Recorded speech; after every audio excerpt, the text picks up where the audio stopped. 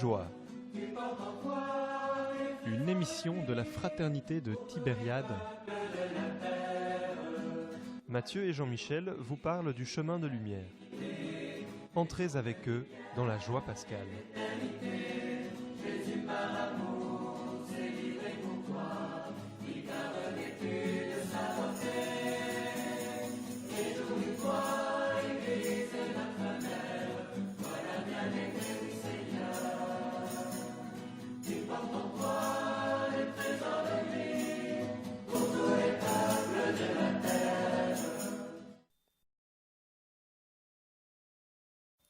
Bonsoir à toutes et à tous et bienvenue dans l'émission Paix et Joie de la Fraternité de Tibériade. Alors ce soir, c'est moi-même, votre serviteur Jean-Michel, qui interviewe Frère Luc. Bonjour Frère Luc. Bonjour Jean-Michel, bonjour à tous et toutes. Et merci aussi à Mathieu qui s'occupe de la régie ce soir. Alors chers auditeurs, nous arrivons aujourd'hui à la 14e station du chemin de lumière écrit par Frère Marc. Alors on arrive à une nouvelle étape de ce chemin de lumière qui en fait est en 3 parties. Donc, nous avons suivi en premier lieu les stations du Christ ressuscité, donc les apparitions du Christ ressuscité. Ensuite, des stations qui avaient plutôt trait aux premières communautés chrétiennes après la résurrection.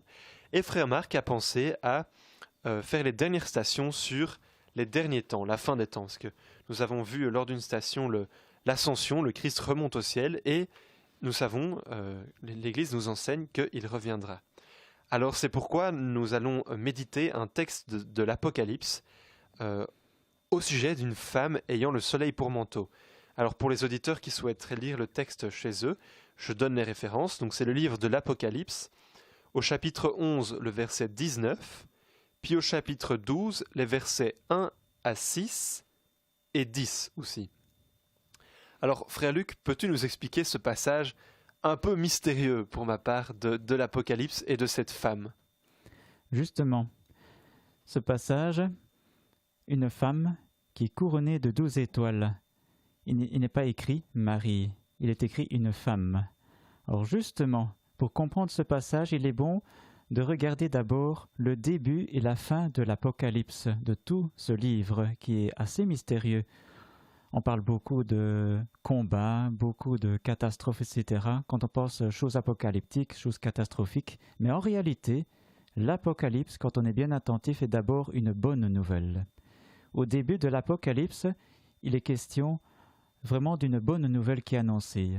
Pourquoi? Parce qu'on va à la fin de l'Apocalypse, il est écrit « L'Esprit et l'Épouse disent « Viens, Maranatha, viens Seigneur Jésus ». Le Christ Jésus, c'est lui qui est vraiment notre espérance, notre vie. Et entre les deux, nous y voilà, cette femme couronnée de 12 étoiles, qui crie dans les douleurs de l'enfantement. On voit que c'est tout un combat pour arriver vraiment à ce désir de la venue du Christ en gloire. On pense à la parousie, la venue ultime du Christ qui va renouveler toutes choses, qui va apporter des cieux nouveaux, une terre nouvelle. Or, pour comprendre un peu cela, voyons un peu ici ce passage de cette femme couronnée de 12 étoiles. Il y a 2 possibilités d'interprétation. Pour savoir qui est cette femme en fait. Exactement.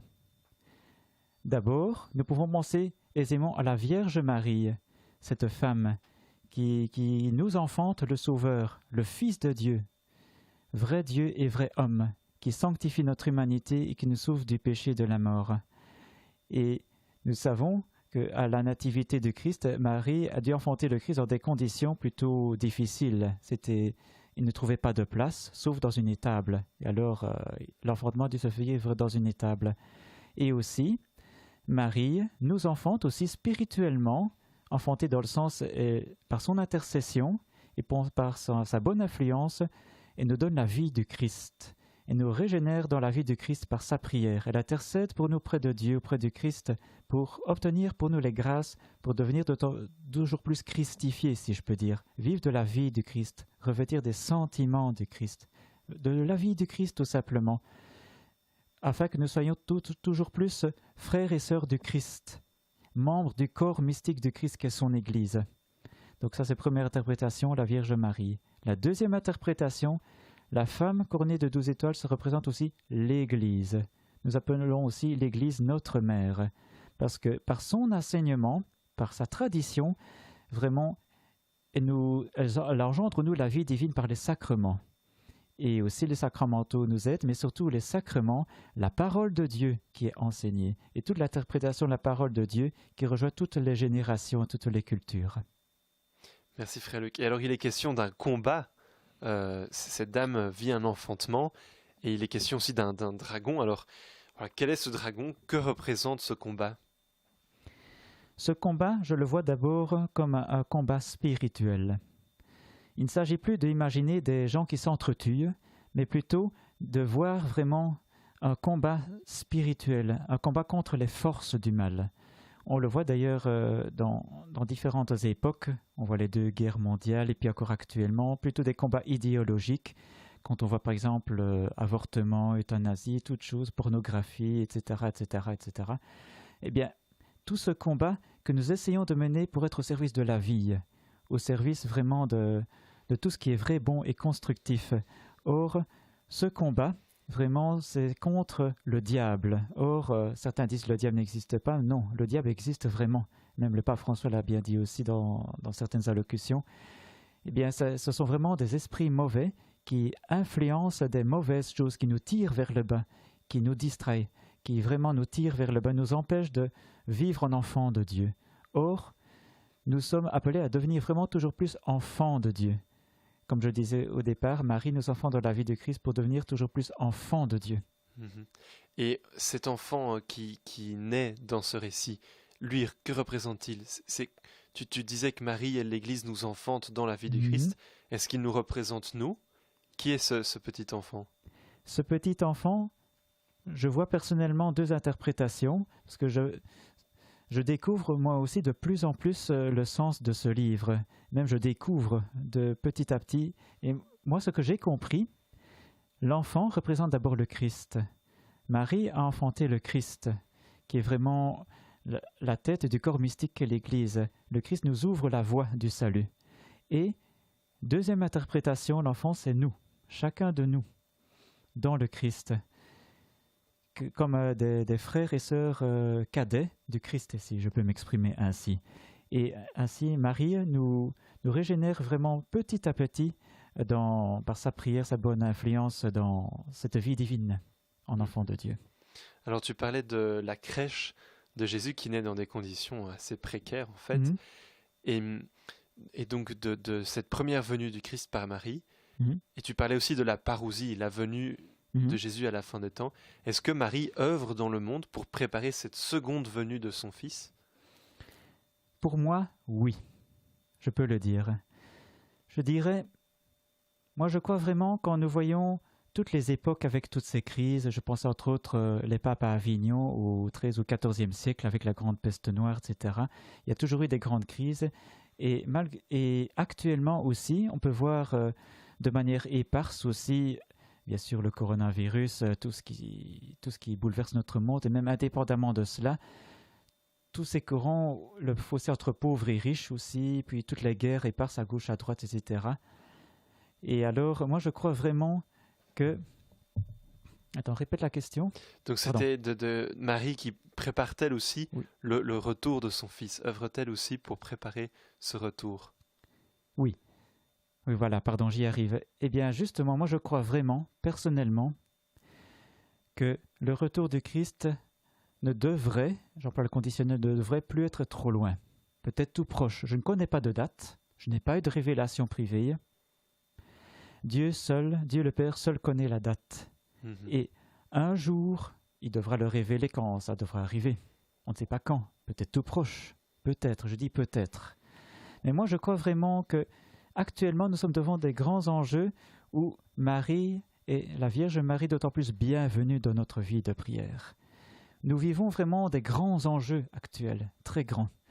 Et je crois que Marie est vraiment bienvenue, vraiment pour la prier, pour avoir recours à son intercession, pour que nous puissions d'autant plus dire « Viens Seigneur Jésus ». Je crois que vraiment, plus que jamais, le retour de Christ, j'ai l'impression qu'il me semble personnellement que ça se prépare de plus en plus. Et surtout depuis plusieurs dizaines d'années, il y a des choses qui se bouleversent, des changements de culture, mentalité, bouleversements, etc., etc., etc. Moi, je me dis, pour moi, c'est une occasion de vraiment de préparer cet ultime retour. Et Marie la prépare aussi par diverses manifestations, Voilà, notamment. j'allais te poser la question. Mhm, Marie apparaît beaucoup, l'Église reconnaît beaucoup mhm, d'apparitions mariales. Notamment, Marie est apparue pas loin d'ici, à Beaurain, mhm, au début du XXe siècle. Est-ce que tu peux nous parler un petit peu de ces apparitions? Peut-être mhm, d'une apparition qui te touche particulièrement? mhm. Je dirais actuellement, l'Église a reconnu plus de 16 apparitions dont l'origine surnaturelle est reconnue. Et c'est à partir du 19e siècle que l'Église a décidé de se pencher très sérieusement, d'autant plus sérieusement sur ces fêtes. Mhm. Or, dans ces apparitions, je prendrai quelques exemples bien connus, Banneux, Beaurain, ici, Lourdes, Fatima, pour citer 4 exemples classiques. Eh bien, dans ces apparitions, notamment à Banneux et à Beaurain, Marie dit « Je suis la mère de Dieu, la reine des cieux », ça c'est à Beaurain, et à Banneux, je suis la Vierge des pauvres, je suis la mère du Sauveur, la mère de Dieu. Elle disait plein de fois aussi, priez beaucoup, priez beaucoup, priez beaucoup. Et à Beaurain, elle dit, priez, priez beaucoup, priez toujours. Alors elle invite à la prière et elle nous aide aussi à prier, Marie. Moi, j'y crois absolument, je le sais par expérience personnelle. Marie est dans ma vie depuis vraiment petit, et je dois dire que non seulement elle ne fait pas d'ombre vis-à-vis du Christ, mais elle m'y mène tout de go, tout Wow. droit. Mhm. Moi, je peux le dire par expérience, et on voit Jean-Paul II aussi, qu'au début, il craignait qu'une dévotion mariale mal orientée pourrait faire de l'ombre au Christ. Puis en approfondissant, salué Marie Grignon de Montfort, qui a bien parlé de la dévotion mariale, il s'est dit, mais non, Marie mène au Christ, droit au Christ. Et quand on voit cet athlète, ce géant de Christ, Jean-Paul II, ben, pour moi, c'est un exemple stimulant parmi d'autres. Oui, oui. Mm. Alors la joie de Marie, c'est ça, c'est que nous aimions son Fils. Oui, et j'irai plus loin en plus.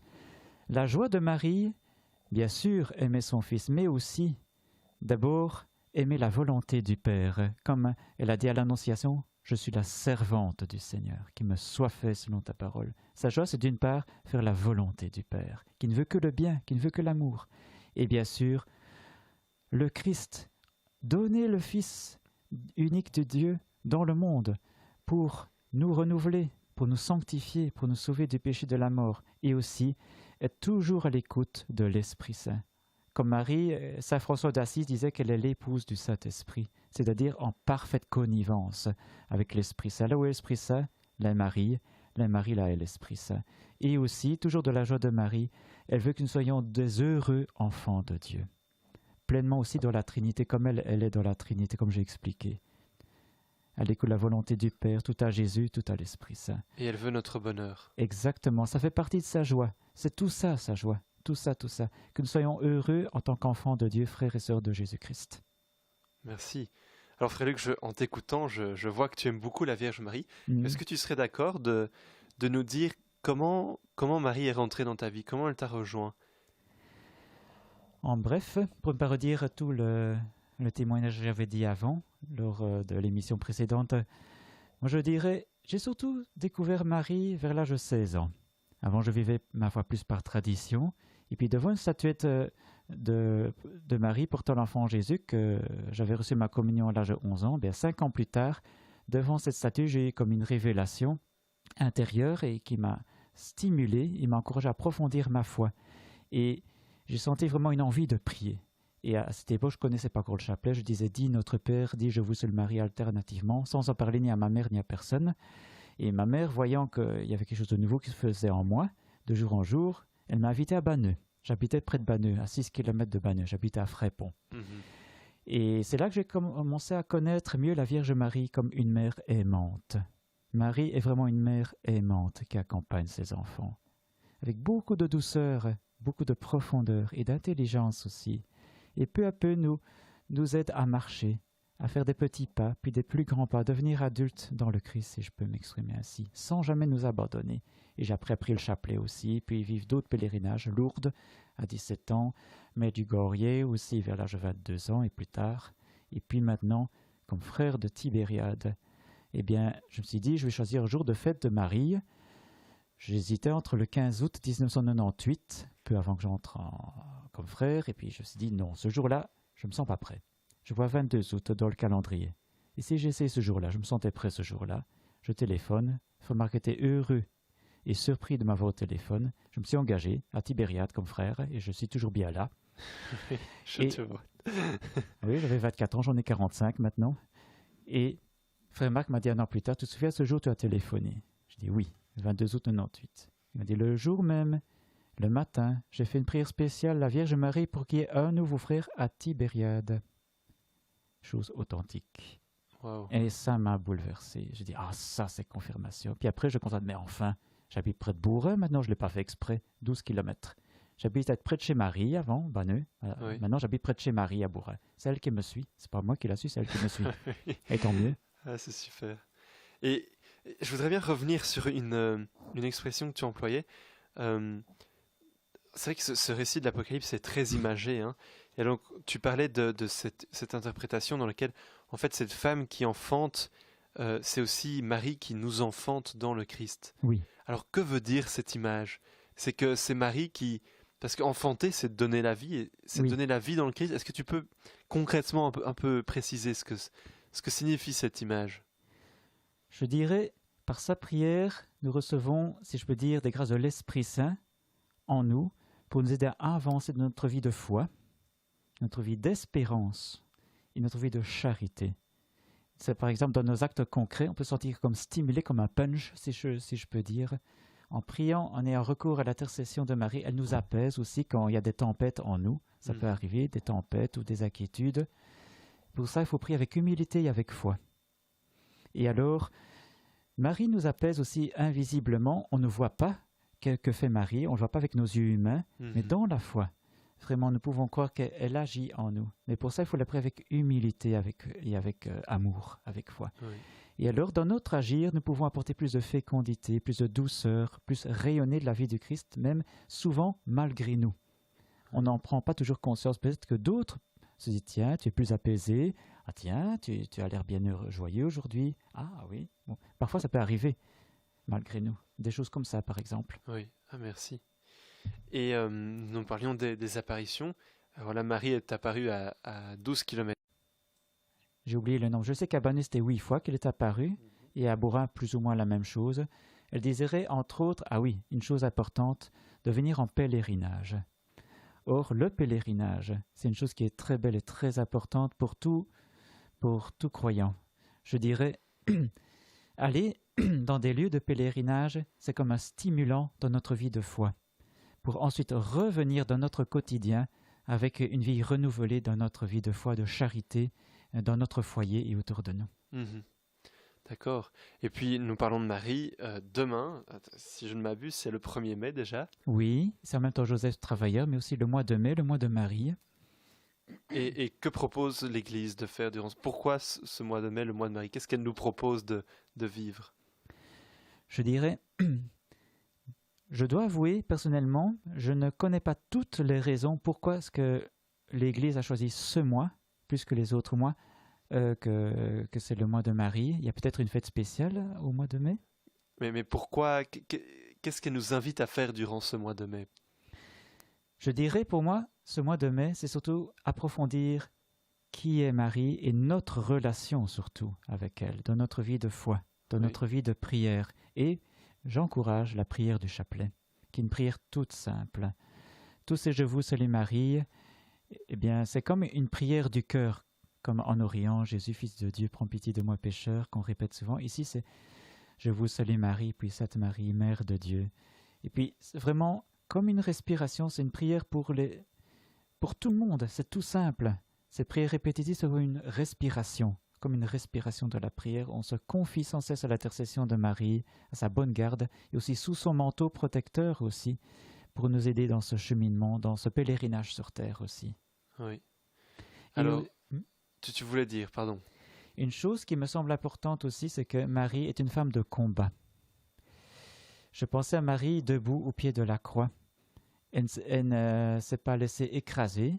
Bien sûr, elle a vécu atrocement la souffrance de son fils Jésus en elle. Elle a vécu la mort de Jésus en elle aussi. Mais elle est restée debout, vaillante au pied de la croix. Elle nous aide, nous aussi, à être debout, vaillants dans nos combats, dans nos désespoirs. Mais pour ça, il faut s'accrocher. parce que tout ne tombe pas du ciel en claquant des doigts. Parce que le chemin est souvent difficile.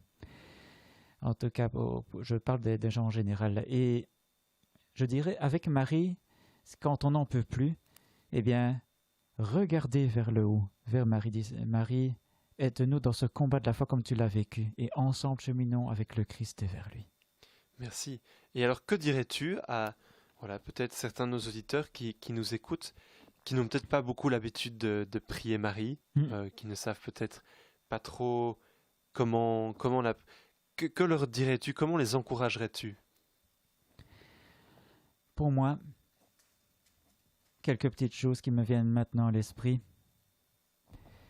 Marie, je le redis encore, est une mère aimante, qui ne fait pas de l'ombre à Dieu, mais qui mène à lui, qui mène à Jésus, qui nous accompagne, qui nous comprend mieux que nous-mêmes.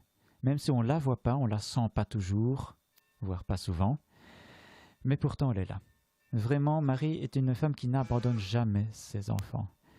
Et je dirais même aussi, même pour les non-croyants, je le dis haut et fort, les non-croyants sont aussi aimés de Marie. Eux aussi ont droit au salut en Christ. Eux aussi ont droit à l'amour de Marie, même s'ils ne le voient pas. Que ce soit des agnostiques ou des croyants d'autres religions, que sais-je, Marie nous aime tous. Et discrètement et sûrement, elle intercède pour le bien de ses enfants. Vraiment. Très bien. Merci frère Luc. Alors avant de terminer, je te propose qu'on lise cette prière de Saint Bernard, qui était un saint qui aimait beaucoup Marie. Aime Marie, car en la suivant, on ne dévie pas. En la priant, on ne désespère pas. En pensant à elle, on ne se trompe pas. Si elle te tient par la main, tu ne tomberas pas. Si elle te guide, tu ne connaîtras pas la fatigue. Si elle est avec toi, tu es sûr d'arriver au but. Voilà, encore un grand merci frère Luc pour tous ces éclaircissements. Merci Jean-Michel, merci à tous et à toutes. Et encore, je dis, je suis en chemin. Et nous sommes tous en chemin. Nous n'avons jamais fini d'approfondir notre vie de foi, de prière. Voilà. Merci. Merci aussi encore à Mathieu pour la régie. Et nous vous donnons rendez-vous demain, chers auditeurs, 20h30, pour la prochaine émission Paix et Joie. Donc Mathieu interviewera... ce sera moi-même qui interviewera Frère Marc sur Saint-Joseph, puisque ce sera le 1er mai. Et nous vous souhaitons une bonne célébration d'accompli. Bonne soirée. Bonne soirée.